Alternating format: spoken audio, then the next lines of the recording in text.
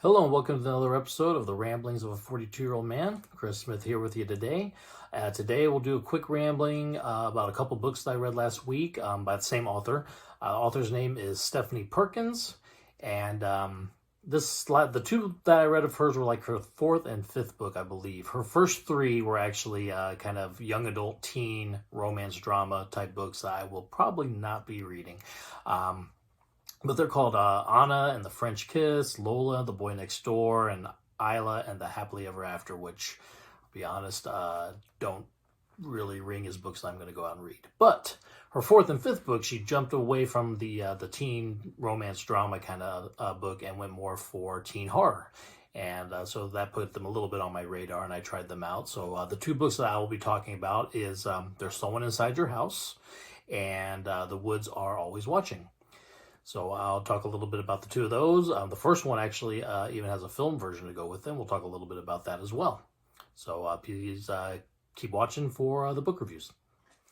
So we will start with There's Someone Inside Your House, which was written in 2017. Is definitely a teen slasher vibe, kind of in the vein of your Scream, and I Know What You Did Last Summer from the 90s. So the plot of this one is Makani has adjusted to her new life in the small town of Osborne, Nebraska. It's been a year since the incident that forced her to move from Hawaii. And she's made friends, even found a boyfriend. However, all of a sudden, that takes a back seat as students are starting to be brutally murdered in her high school. So as the bodies pile up, the dark secrets of the past will be uncovered. So dun dun dun. So this is the one that was recently actually made into a film adaptation that is on Netflix right now. James Wan, who's done the Conjuring movies and Fast and Furious 7 and Aquaman, things like that. And Sean Levy, who's done Free Guy, and he's going to be doing Deadpool 3 with Ryan Reynolds as well, are producers on this film. And it's released on Netflix in 2021. Similar vibe to the book, similar most teen slasher kind of genre that does take a little bit of different liberties in the book versus the movie. The movie, the killer actually wears a mask, and every kill is a different mask that is fashioned to look like the face of his victim. And you find out he's kind of punishing people with dark secrets in their past. He's like uncovering their secrets when he goes to kill them, either racist YouTube videos or in Makani's case, whatever it was that brought her from Hawaii that she had to move away from. So there's a little extra motivation for the killer. There's also a different killer. The movie actually has a completely different killer than the book does, too, along with that different motivation. But the book was good. Definitely your teen slasher vibe. If you enjoyed that kind of late 90s runs where you had like Scream, I Know What You Did Last Summer, like I said, Urban Legend, things like that. This would definitely fall into that kind of a vein.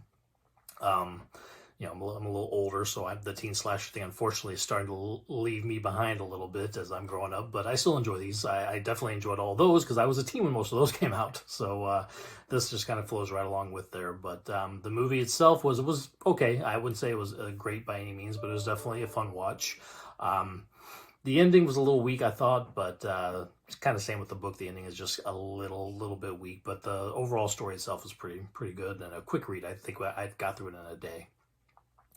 And so that is There's Someone Inside Your House by Stephanie Perkins, released in 2017 with a movie version on Netflix, currently on Netflix, actually. It was just released back in 2021. The next book we'll be talking about is The Woods Are Always Watching, and this one was just published last year, 2021.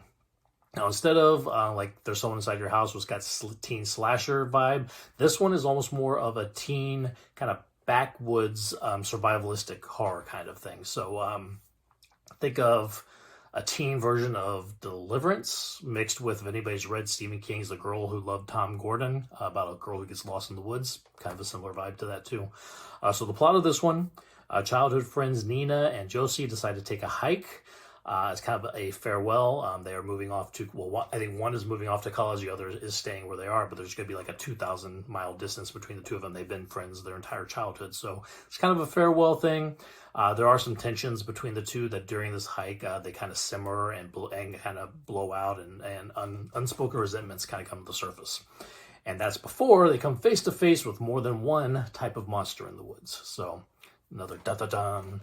I don't want to get into spoilers with these, but we'll just say that there's definitely multiple predators in these woods and different types.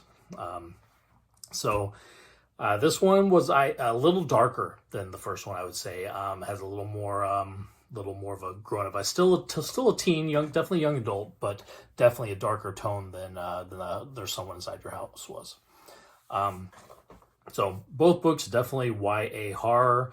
The first one, There's Someone Inside Your House, is almost like a PG-13 horror film. Sometimes they're cutting away from some of the horror before it happens. Like there's some descriptions of the murders and stuff, but a lot of it is kind of quick cutaway to before the bad stuff happens. So definitely more of a gateway horror kind of novel. And then The Woods Are Always Watching, like I said, a little darker, a little more grown up, definitely some more overt violence, including some hints, nothing's explicitly shown, but definitely some hints of sexual violence. So you got to take that into account when you go into these books, this book especially. Enjoyed them both. The first one, There's Someone Inside Your House, a little more fun, just quick, kind of fun teen slasher vibe. The second one, like I said, a little darker, a little more brutal, and but still, light enough. I mean, if you're growing up on things like Stephen King and stuff, you're find these just fine. So that is Stephanie Perkins, and the two novels are There's Someone Inside Your House from 2017, and The Woods Are Always Watching that was published last year, 2021. There's Someone Inside Your House has the film version on Netflix currently. If anybody's interested in checking that out, it is on Netflix right now. Thank you for listening to my ramblings, and we will be back next time.